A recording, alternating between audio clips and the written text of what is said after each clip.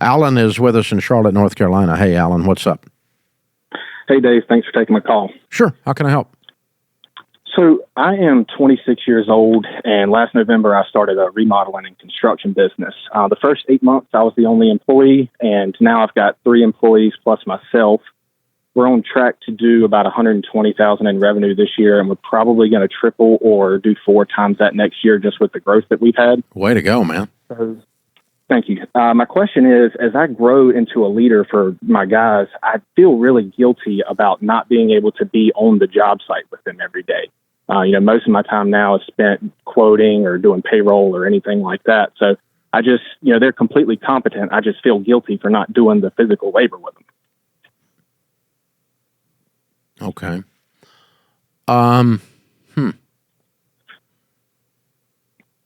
I think one thing that you're worried about that's built into that feeling, because I've experienced a similar thing, is that they're going to think you're afraid you might come off as you think you're better than them. Exactly. That's one fee. That's one part of that. It's not the whole thing, but that's part of it. And I think a lot of that is solved by not thinking that and not acting that way. Okay, so like for instance, I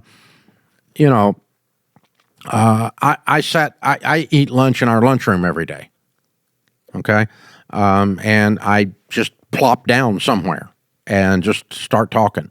And, I get to hear, last night we had a catered thing in because we had a live stream here. So we're doing a production at night. So a bunch of us working late.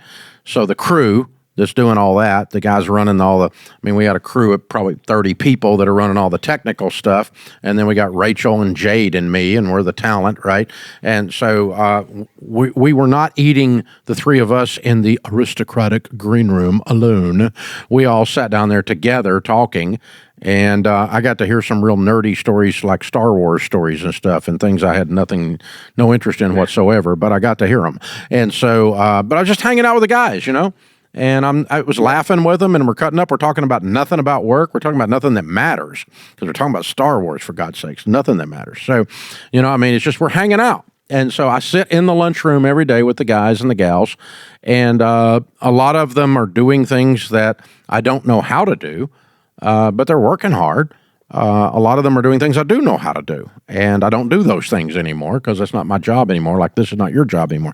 So if you just are hanging out with them, make sure you're still just showing up on Friday afternoon at noon and bringing pizza or something, or send the taco truck over there prepaid for everybody working, including the subs, over the job site, and swing by and see them and just, hey, hang out. Thank you.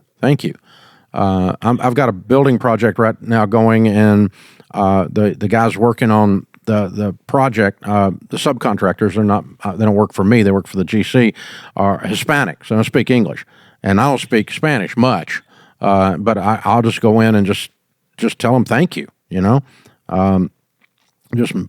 bueno, it's really nice, thank you, gracias. Right. And I try to be as appreciative as I can. Yeah, that's it. And just, they understand that. They get that. And then I send the taco truck over there too. And, all I can do is that. And then I don't think I'm better than them. And, really that changes it, because your spirit, the way you carry yourself, where you sit when you sit down in the lunchroom, the way you walk onto the job site, the way you address someone on the job site, it doesn't come from a stuck-up point of view, then they're not going to get that off of you because it's not there. And if they do, it's on them. Right. So, like, I got people that have worked here at times that is like, well, I couldn't talk to you. You were too intimidating. And I'm like, I didn't do anything to be intimidating. I guess you just grew up intimidated. I don't know. It's just hanging out. It's just me. I didn't do it. Nobody else was intimidated. People argue with me all the time around here. So I don't know why you're, but that's, so a certain point of it is, it's not going to be anything you can control, but part of it is, if you'll just be a regular guy and you won't sacrifice your right to lead by doing that. Because I had dinner last night with the guys at the crew at the table and listened to Star Wars stuff does not mean I lost my ability to be the CEO the next morning. Okay, that nobody at the table was confused about that, including me. So, but I was just hanging out. We were just laughing and having fun, and then we came upstairs and did our work, And so, did an hour's worth of production that was pretty dead-blame intense, where everybody had to have their crap together on everything they were doing there for that moment. And then we all clapped and hugged and went home, So, yeah, it's just, that helps a lot.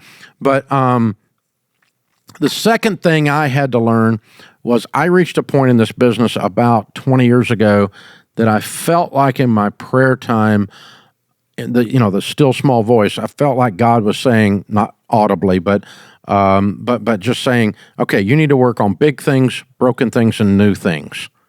Things that are running properly, you need to leave them alone and let them do their job and delegate.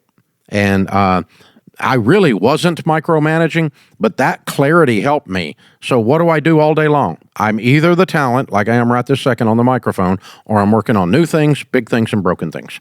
All of my meetings all day long are new, still to this day, 20 years later, new thing, because it's very entrepreneurial. I love it, and I'm good at it. And so new things, big things, and broken things.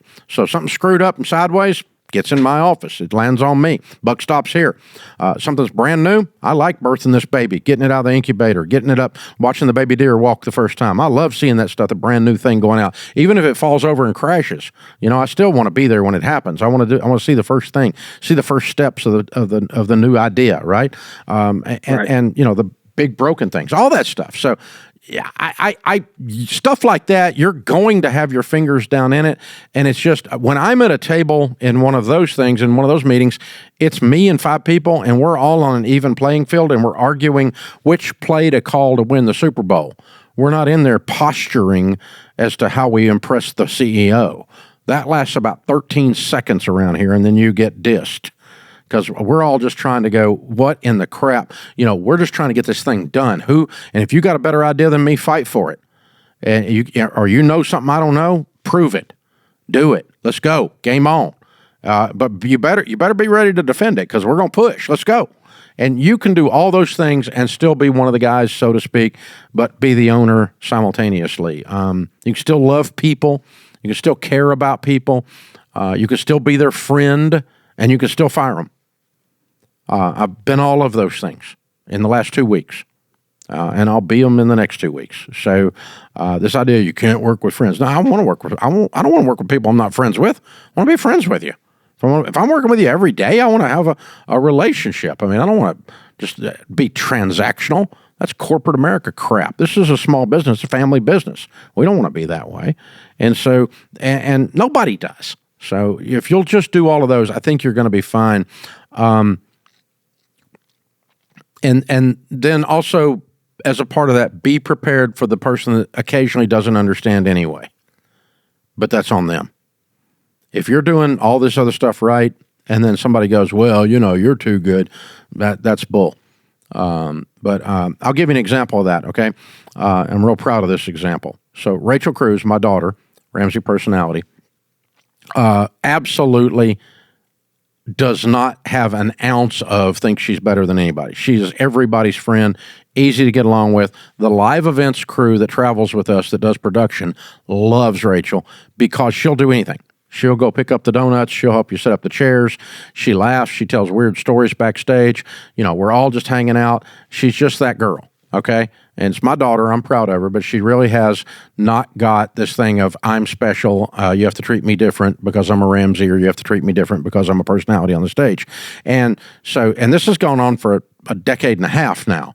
So a while back, after 10 years of her earning respect of her peers that she works with, the live events crew, running the sound, running the lights, running the stuff, we had a contractor running the board on the lighting backstage, and Rachel was on stage doing a thing, and one of our guys is, running the board beside him, and he's on the board, and the contractor goes, right, rich girl, you don't know nothing. You've never had a hard day in your life. And my guy taps him on the shoulder and goes, you're out. He goes, what do you mean? He goes, you don't talk about her that way. She's my friend. You're fired. You're done. And he fired him on the spot. Why? Because that's not who she is. The guy was just, he's just being a butt, and he didn't need to be there working for us. And so they fired him. He goes, "You're going to fire me in the middle of the show?" He goes, "No, I'm firing you right this second. You need to get up and leave our building right this second. You don't talk about her that way. She's my sister." And that's the way the live events crew feels about her. So, I mean, that's what you want right there, Alan. You want to be in that position where when you turn your back, some subcontractor goes, "Well, Alan thinks he's better." Your guy goes, "No, he doesn't. Get off our job site." You don't talk about that guy right there like that. He's my guy. And if you did that, then you have nothing to feel guilty about because you've established the relationship at that depth. That's what you're aiming for. And I'm proud of that story because I'm proud of my team and I'm proud of my daughter for establishing that level of rapport with my team that they felt that way. And I'm also proud that they felt empowered enough to fire the guy. They didn't have to ask anybody. Instantaneously, he tapped him on the shoulder and said, "Hit the door, dude. Now. You're gone." "You'll fire me in the middle of the show?" "No, I'm firing you this second. You're gone. Get off my stage." And that's the kind of rapport you want to build. That's where you want to stand. That's how you want to get there. But this whole business, running a business thing, man, it's not for the faint of heart.